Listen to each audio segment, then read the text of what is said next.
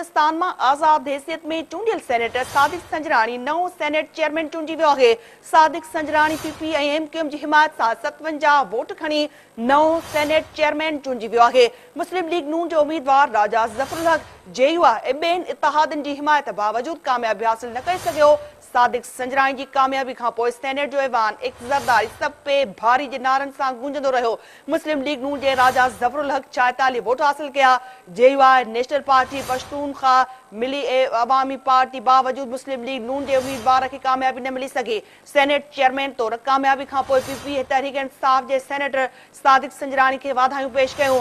Senate chairman चूंडण खां पोइ सादिक संजरानी पंहिंजे उहिदे जो कसम खणी वरितो आहे।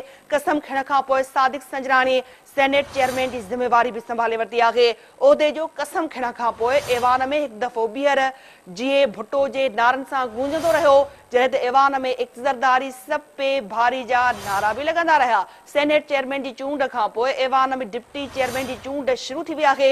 डिप्टी चेयरमैन लाइ मुस्लिम लीग नून तरफ़ां उस्मान काकड़ पीपी तौर मुखालिफ़ जे उम्मीदवार सलीम मांडीवाला में मुक़ाबलो थी रहियो आहे। सेनेट जो इजलास जारी आहे। डिप्टी चेयरमैन की चूंड लाइ वोटिंग जो अमल जारी आहे।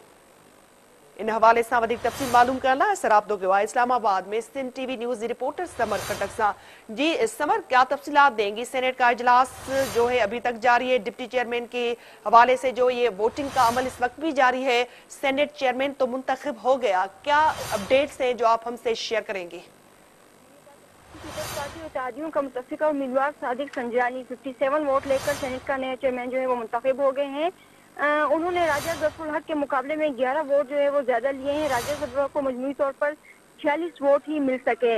जैसे ही इजलास की सदारत करने वाले सरदार याकूब नासिर नताइज का ऐलान किया तो पूरा सेनेट कैवान बीबी तरह जानिसार बेशुमार ज़रदारी सब्बे बारी के जो है वो नारे लगाना शुरू हो गए और बहुत पुरजोश हो गए।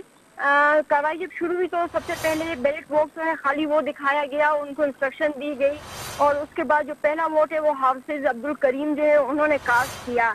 उसके बाद मौलाना अब्दुल गफूर का नाम लिया गया लेकिन वो मौजूद नहीं थे, लेकिन बाद में आके उन्होंने अपना वोट कास्ट कर दिया। इसी तरह अताउर रहमान भी मौजूद नहीं थे, इसी तरह मौलवी फैज मोहम्मद भी मौजूद नहीं थे, लेकिन इन तीनों ने बाद में आके अपना वोट जो है वो कास्ट कर दिया था। और सबसे आखिर में जो वोट कास्ट किया है वो सरदार याकूब ने किया। सिर्फ इसहाक डार हल्फ ना उठाने और ऐवान में मौजूद ना होने की वजह से वोट कास्ट नहीं कर सके और अभी जो है डिप्टी चेयरमैन के लिए वो जो वोट है वो कास्ट किए जा रहे हैं। ठीक है समर, अपडेट करने के लिए बहुत शुक्रिया आपका। नाज़रीन अवां के इंतहाई अहम खबर के हवाले से अपडेट कंदा पिया आहियूं। बलोचिस्तान में आज़ाद हैसियत में चूंडियल सेनेटर सादिक संजरानी नओं सेनेटर चूंडी वियो आहे।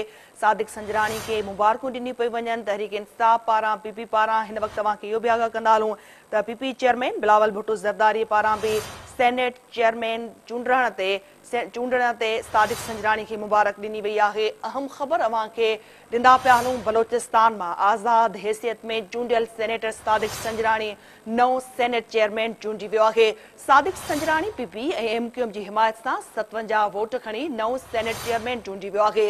मुस्लिम लीग नून जो राजा ज़फरुल हक जेयूआ ऐं ॿियनि इत्तेहादनि जी हिमायत बावजूद कामयाबी हासिल न करे सघियो। सादिक संजरानी की कामयाबी खां पोइ सेनेट जो ऐवान एक ज़रदारी सब पे भारी जे नारनि सां गूंजंदो रहियो। मुस्लिम लीग नून जे राजा ज़फरुल हक खे 46 वोट पिया। जेयूआ नेशनल पार्टी पश्तूनख्वा में अवामी पार्टी बावजूद मुस्लिम लीग नून जे उम्मीदवार खे कामयाबी न मिली सघी। सेनेट चेयरमैन तौर कामयाबी खां पोइ पीपी ऐं तहरीक इंसाफ जे सेनेटर सादिक संजरानी खे वाधायूं ॾींदा रहिया। सेनेट चेयरमैन चूंडण खां पोइ सादिक उमरानी पंहिंजे उहिदे जो कसम खणी वरितो आहे। जे त होॾां पीपी चेयरमैन बिलावल भुट्टो ज़रदारी सादिक संजरानी खे सेनेट चेयरमैन जो उहिदो संभालण ते मुबारकूं ॾिनियूं आहिनि। कसम खणण खां पोइ सादिक संजरानी सेनेट चेयरमैन की जिम्मेवारी भी संभाले वरिती आहे। उहिदे जो कसम खणण खां पोइ ऐवान में एक दफ़ो ॿीहर जीए भुट्टो जे नारनि सां गूंजंदो रहियो, जे त ऐवान में एक ज़रदारी सब पे भारी जा नारा भी लॻंदा रहिया। सेनेट चेयरमैन की चूंड खां पोइ ऐवान में डिप्टी चेयरमैन की चूंड जो अमल भी जारी आहे। डिप्टी चेयरमैन लाइ मुस्लिम लीग नून तरफ़ां उस्मान काकड़ ऐं पीपी तोड़े मुखालिफ़ धुर जे उम्मीदवार सलीम मांडीवाला में इंतहाई अहम मुक़ाबलो जारी आहे। वोटिंग जो अमल हिन वक्त जारी आहे। सेनेट जो इजलास जारी आहे। सेनेटर सादिक संजरानी जी सदारत हेठ इहो इजलास जारी आहे ऐं डिप्टी चेयरमैन जी चूंड लाइ वोटिंग जो अमल हिन वक़्तु जारी आहे। अहम ख़बर अवां खे ॾींदा पिया हलूं। इंतहाई अहम इजलास आहे, यकीनी तौर ते हिन जी इंतहाई अहम अहमियत आहे। अॼु वारे इजलास जी डिप्टी चेयरमैन जी चूंड हिन वक़्तु जारी आहे।